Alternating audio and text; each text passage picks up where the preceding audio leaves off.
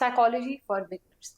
Hello friends, welcome back to my channel. और आज की इस वीडियो में हम एक बहुत ही इंपॉर्टेंट टॉपिक के बारे में बात करने वाले हैं। हमने अक्सर लोगों के मुंह से सुना है कि साइकोलॉजी पे वर्क करो, साइकोलॉजी पे वर्क करो, बट स्टिल ज्यादातर लोग हमेशा टेक्निकल्स के बारे में बात करते हैं और साइकोलॉजी को ज्यादा लोग इंपॉर्टेंस नहीं देते।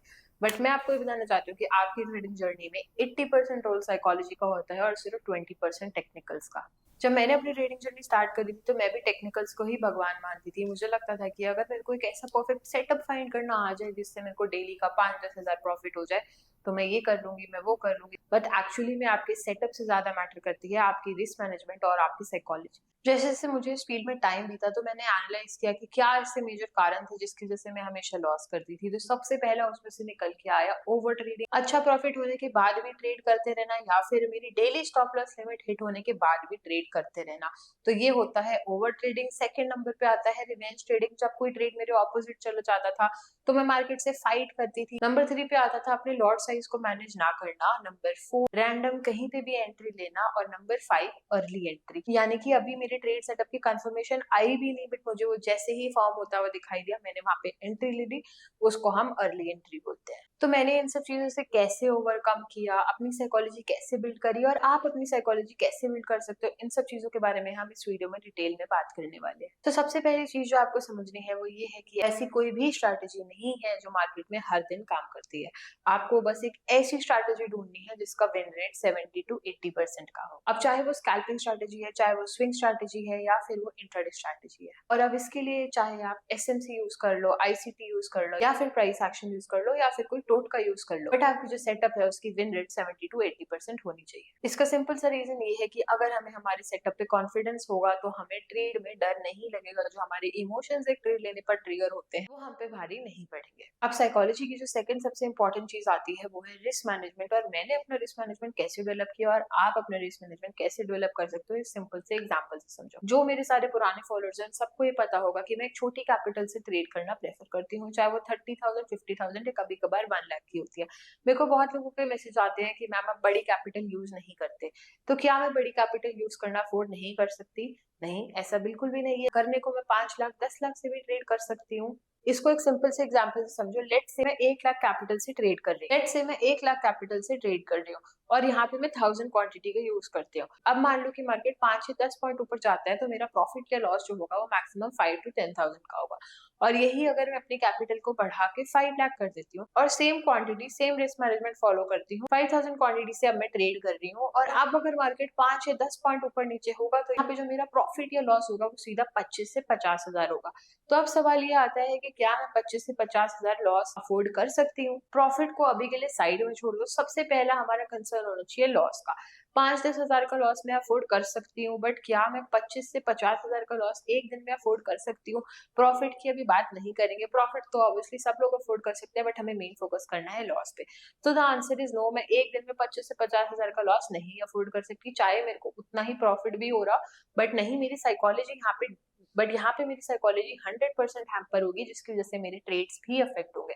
तो यहाँ पे जो सबसे इंपॉर्टेंट रिस्क मैनेजमेंट का पॉइंट आता है वो ये है कि मार्केट में आप उतना ही कैपिटल इंट्रोड्यूस करो जितना आप खोने के लिए रेडी हो। प्रॉफिट कितना होगा वो बहुत बात की बात है। सबसे पहले आपको ये देखना है कि आप लॉस कितना ले सकते हो, उसी के अकॉर्डिंग कैपिटल डालो, उसी के अकॉर्डिंग क्वांटिटी लो। अब यहाँ पे 1 लाख कैपिटल डाल के मान लो मैं 100 रुपए के प्रीमियम की 1000 क्वांटिटी खरीदती हूँ।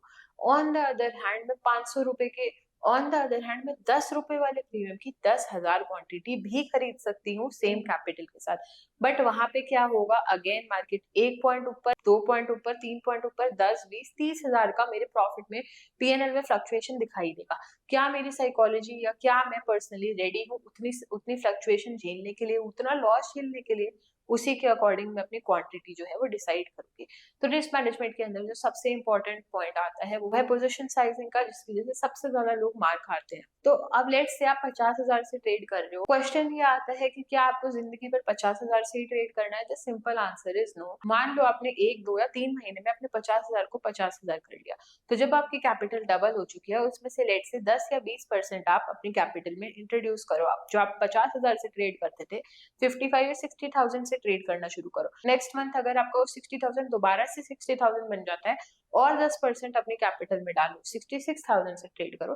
धीरे धीरे ग्रेजुअल इंक्रीज अपने कैपिटल में करो और अपनी पोजीशन साइजिंग को एकदम से मत चेंज करो जिससे आपकी ट्रेडिंग साइकोलॉजी हैम्पर हो जाए। Now comes the third thing. ये एक बहुत छोटी सी चीज है बट इसने मेरे को काफी हेल्प किया एक प्रॉफिटेबल ट्रेडर बनने के लिए, और ये है जर्नलिंग। अब कई लोग कहते हैं कि जर्नलिंग करने की क्या जरूरत है, मेरे को ऐसे ही याद रहेगा कि मैंने क्या गलती करी थी। हमारे इंडियन मार्केट में 5 ट्रेडिंग डे होते हैं, 5 दिन आप ट्रेड करते हो, मंडे को आपने क्या गलती करी थी ये आपको फ्राइडे तक भी याद नहीं रहेगा। इनफैक्ट अगर मैं आपसे आज पूछूं कि आपने परसों खाने में क्या खाया था तो आपको वो भी याद नहीं होगा। तो आपको अपनी 1 महीने या 2 महीने पहले करी गई ट्रेडिंग गलतियां कैसे याद होंगी। And here comes to role journaling. Journaling आपको हेल्प करेगा एक बेटर ट्रेडर बनने में। सबसे पहले आपको लिखना है कि आपने दिन में टोटल कितने ट्रेड्स लिए, सेकंड आपने किस सेटअप पे ट्रेड लिया तो वो क्यों लिया, वहां पे आपको क्या ऐसा सेटअप, क्या प्राइस एक्शन, किस कॉन्सेप्ट के हिसाब से आपने वहां पे अपना ट्रेड प्लान किया। Third thing SL slash lot size, आपका स्टॉप लॉस कितना था और उसके अकॉर्डिंग आपने अपना लॉट साइज कैसे मैनेज किया। सेम एग्जांपल मैंने अभी आपको पीछे दिया। मान लो मेरे पास 1 लाख है और मैं 10 रुपए वाला स्ट्राइक प्राइस की 10,000 क्वांटिटी उठा रही हूँ। एक पॉइंट नीचे जाने पे भी मेरे को सीधा 10,000 यानी कि 10% का रिस्क हो रहा है, 2 पॉइंट नीचे जाने पे 20% का रिस्क। तो ये चीज मैं अफोर्ड नहीं कर सकती, इसीलिए मैं क्या करूंगी, अपनी क्वांटिटी रिड्यूस करूंगी, थोड़ा सा इन द मनी वाले स्ट्राइक प्राइस पे आऊंगी और कम क्वांटिटी से ट्रेड करना मैं प्रेफर करूंगी। तो आपने अपने स्टॉप लॉस के अकॉर्डिंग कैसे अपनी क्वांटिटी मैनेज करी, इस चीज को भी हमें जर्नल करना है। नेक्स्ट चीज जो आपको जर्नल करनी है वो ये है कि क्या आपने अपना ट्रेड अपने टारगेट या स्टॉप लॉस तक होल्ड किया या फिर आपने अपने ट्रेड को बीच में ही कट कर दिया। अगर कट किया भी तो कट करने का रीजन क्या था, क्यों आपको ऐसा डर लगा जो आपको अपना ट्रेड बीच में कट करना पड़ा। तो ये थी वो 3 मेजर रीजन जिसकी वजह से हमारी साइकोलॉजी खराब होती है। एंड हर प्रॉब्लम का मैंने आपको सॉल्यूशन भी इस वीडियो में दिया है। I hope this video help you improve your psychology and still if you have any doubts related to this topic, comment section में आप मेरे से जरूर पूछ सकते हो, मैं उसका जवाब आपको डेफिनेटली दूंगी। और ऐसी और लर्निंग वीडियोस के लिए चैनल सब्सक्राइब करना मत भूलिए।